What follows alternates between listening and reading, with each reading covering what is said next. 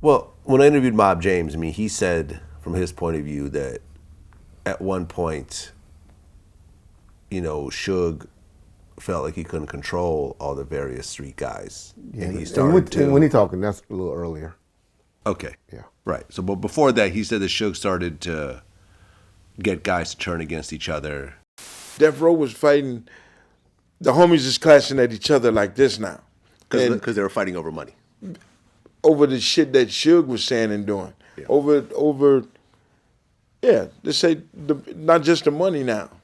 It's, okay, you fucking with my homie. This is my dog. And now everybody is fighting each other. You know what I'm saying? And when I tried to tell them that this shit is coming, nobody wanted to listen to me. You know what I'm saying? And then guys started Still doing that bullshit. I should. Guys started getting busted. They would find dope in their cars, so that part's not true. No, and since he had police on his payroll, he can go have a police go and search some guy's car, find some dope, and then haul him off to prison. When he brought Reggie and his security in, everybody got a woosah because Reggie is moving with Suge like this now. And he's the police. Yeah. So I ain't finna send myself back to prison. See, it was a lot of shady shit going on now. Now you got brothers, they finding the stashes in your car. Everybody that was getting mad at Suge, they find the stash in the car now, and he doing 5-6 years in prison. He had a way to get rid of the ones that he was really afraid of. That happened one incident with me and this guy by the name of Neckbone, Roger Williams. Neckbone, who was part of the MGM fight? Yeah. Okay. In the Live and Die LA. Me and Neckbone in 94 maybe, saw him on a traffic stop on San Vicente. Like, what's up, Neck? How you doing?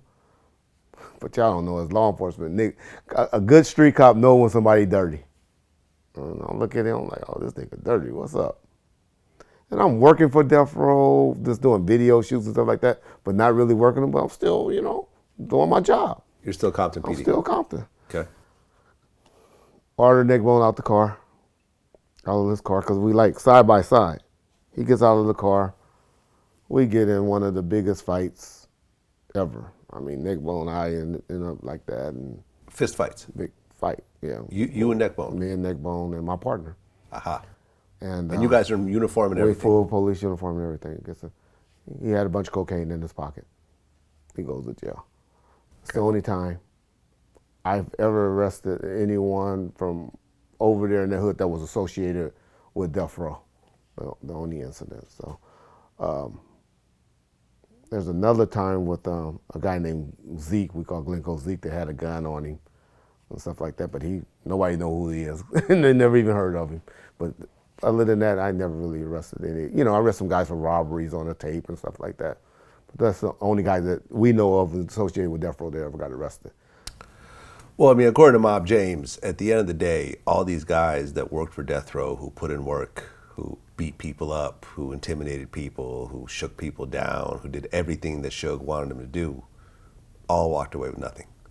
We ain't got $1 millionaire. We ain't got $1,000. We ain't got not one man prospered from that. Not one. Everybody is back where they at.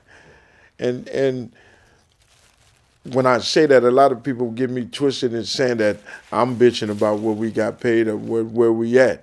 Take your licks. I take my licks.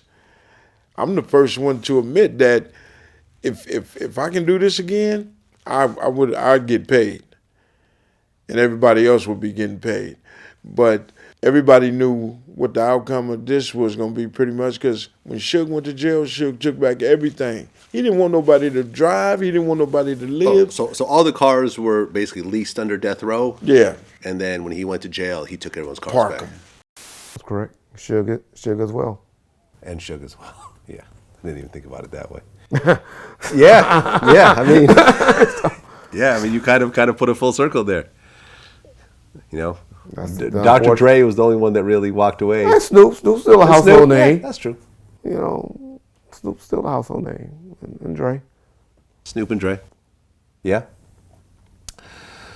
Yeah, man, it was definitely so much potential that We were too young.